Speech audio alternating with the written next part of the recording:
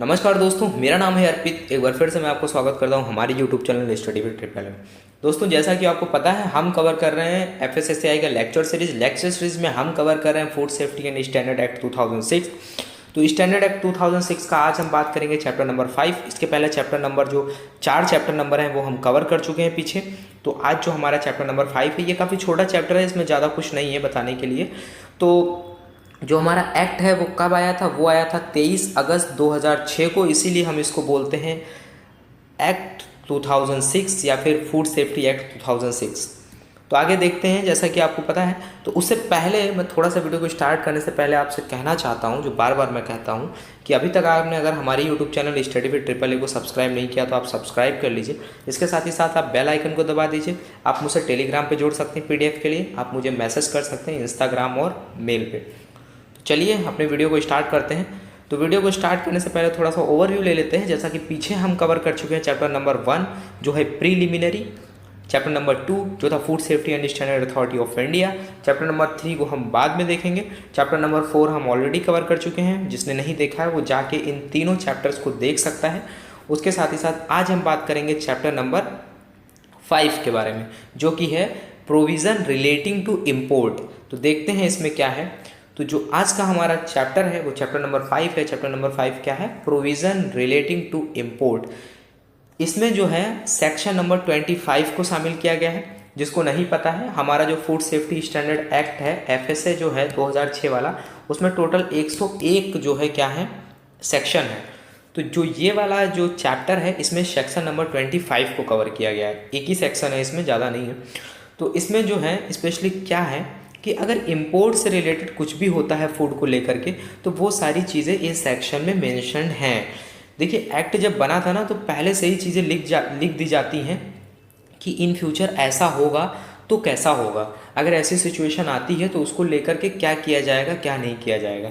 तो आज आप देखेंगे इतना बड़ा बड़ा जो ट्रेड हो रहा है अदर कंट्रीज़ के बीच में, हमारा और अदर कंट्रीज़ के बीच में जो फूड को लेकर के इंपोर्ट हो रहा है, वो सारा इसी पे बेस्ड है।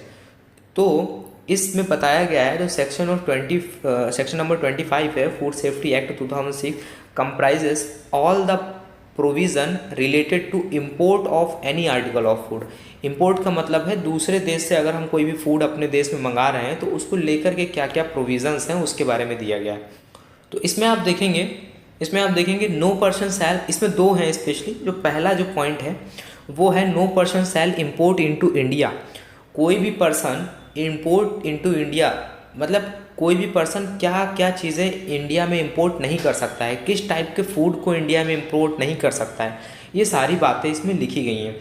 कि अगर एनी अनसेफ और मिस ब्रांडेड और सब स्टैंडर्ड फूड और फूड कंटेनिंग एक्स्ट्राजिनस मैटर, तो कोई भी उस फूड को इंपोर्ट नहीं कर सकता है। कहने का मतलब है अगर फूड जो है अनसेफ है, वो ह्यूमन कंजम्पशन के लिए अच्छा नहीं है। मिस ब्रांडेड फूड है, मिस ब्रांडेड का मतलब उसकी ब्रांडिंग अच्छे से नहीं हुई है, उसकी लेबलिंग और पैकेजिंग वगैरह अच्छे से नहीं हुई है, मतलब इरेगुलर फॉर्म में जो भी रेगुलेशंस में जो चीज़ें लिखी हुई हैं बिजनेस ऑपरेटर ने उसको फॉलो नहीं किया है, उसकी ब्रांडिंग अच्छे से नहीं की है, तो उस फूड को इंपोर्ट नहीं किया जा सकता। सब स्टैंडर्ड फूड है, अगर उसका स्टैंडर्ड एक प्रॉपर स्टैंडर्ड नहीं मेंटेन है, इसके साथ ही साथ अगर फूड में कोई एक्स्ट्राजिनस मैटर है तो भी फूड को इंपोर्ट नहीं किया जा सकता। इसके साथ ही साथ नेक्स्ट जो है पॉइंट नंबर 1 का जो सेकंड पॉइंट है वो है हमारा any article of food for the import of which licence is required under any act of rules और रेगुलेशंस। इस पूरे का मतलब यही निकल के आता है कि जो है अगर आप किसी फूड को अगर इंपोर्ट कर रहे हैं तो उससे रिलेटेड जो लाइसेंस है, जो एक्ट में या फिर जो रूल्स ऑफ रेगुलेशन एक्ट आप पढ़ेंगे 2011 वाला, उसमें जो चीज़ें लिखी हुई हैं उसके अकॉर्डिंग आपको लाइसेंस की जो रिक्वायरमेंट होगी वो होनी चाहिए। विदाउट आप उसके फूड को इंपोर्ट नहीं कर सकते हैं। Any article of food in contravention of any other provision of the act of any rules और रेगुलेशन मेड देयर अंडर और एनी अदर एक्ट। कहने का मतलब ये है कि फूड को लेकर के जो भी प्रोविजंस हैं कोई भी पर्सन जो है उसका उल्लंघन नहीं कर सकता है। वो जो रेगुलेशंस हैं उन्हें आपको फॉलो करना पड़ेगा। कॉन्ट्रावेंशंस का मतलब यही है कि जो प्रोविजंस हैं इस एक्ट के उनका उल्लंघन नहीं किया जाएगा, उनका पालन करना बहुत ज़रूरी है। अगर आप उनका पालन नहीं करते हैं उनके पैरामीटर्स को फॉलो नहीं करते हैं तो आप फूड को इम्पोर्ट नहीं कर सकते।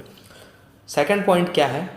सेकंड पॉइंट ये है कि जो सेंट्रल गवर्नमेंट है शैल वाइल प्रोहिबिटिंग, रेस्ट्रिक्टिंग और otherwise regulating import of article of food under the foreign trade. कहने का मतलब ये है कि जब सेंट्रल गवर्नमेंट क्या कर रही होगी, जब सेंट्रल गवर्नमेंट प्रोहिबिट करेगी या फिर रेस्ट्रिक्ट करेगी, अदरवाइज रेगुलेट करेगी, किसको?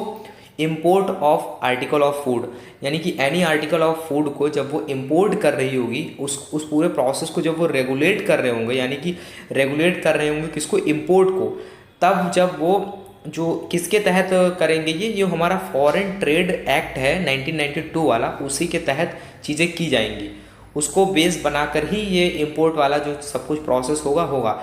उस टाइम पे सेंट्रल गवर्नमेंट को बेसिक चीज़ें ये ध्यान में रखनी होगी, वो इन सब चीज़ों को फॉलो करेगी। वो किन चीज़ों को फॉलो करेगी? Follow the standard laid down by the food authority.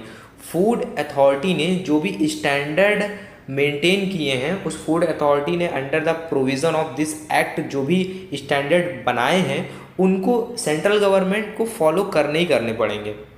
तो सेंट्रल गवर्नमेंट उन रूल्स एंड रेगुलेशंस को फॉलो करेगी जब वो फॉरेन ट्रेड एक्ट को यूज़ करेगी और जब वो फूड को इंपोर्ट कर रही होगी। तो जैसा कि यहाँ पे जब आप भी जानते हैं कि अगर एक कंट्री से दूसरी कंट्री में, अगर हमारी कंट्री में कोई भी चीज़ें आ रही हैं, कोई भी फूड आ रहा है, तो उसमें सेंट्रल गवर्नमेंट का बहुत बड़ा रोल हो जाता है, क्योंकि यहाँ पे स्टेट गवर्नमेंट का रोल नहीं होता है, क्योंकि सारी चीज़ें जो ट्रेड वाला जो होता है ना, जब और नेक्स्ट अगर कंट्री के साथ हम करते हैं तो सेंट्रल गवर्नमेंट उनके बीच में कम्युनिकेशन बैठाती है। स्टेट गवर्नमेंट का काम बाद में आता है, जब हमारी कंट्री में फूड एंटर कर जाता है तब उसके बाद में स्टेट गवर्नमेंट का काम आता है। तो आई होप आपको चीज़ें समझ में आई होंगी, आपके थोड़े डाउट्स क्लियर हुए होंगे। अगर आपको वीडियोस अच्छे लग रहे हैं और आप अगर चाहते हैं कि मैं और लेक्चर बनाता रहूँ ऐसे ही, तो आप प्लीज़ कमेंट करिए और ज़्यादा से ज़्यादा लोगों के साथ इसको शेयर करिए, और प्लीज़ बेल आइकन को भी दबा दीजिए और चैनल को सब्सक्राइब तो कर ही लीजिएगा। तो मिलते हैं नेक्स्ट वीडियो में, तब तक के लिए आप पढ़ते रहिए। कोई प्रॉब्लम होती है तो आप मुझे कमेंट करिए।